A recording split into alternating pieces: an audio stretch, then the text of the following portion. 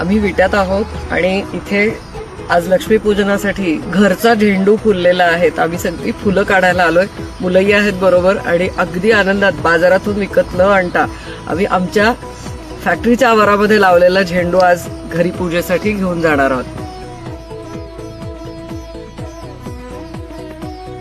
आपल्या दारातली फुलं काढण्याचा आनंद काही वेगळाच असतो की ते.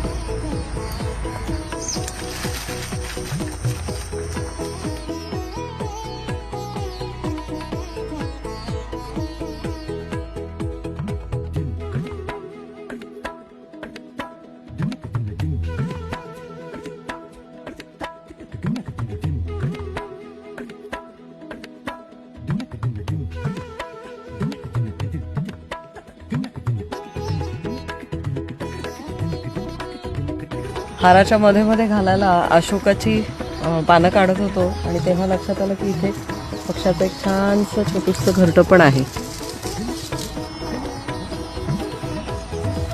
तिथल्या पानांना आम्ही हात लावतच नाही आहोत. आम्ही दुसरीकडची आणि दुसऱ्या झाडाची घेतो.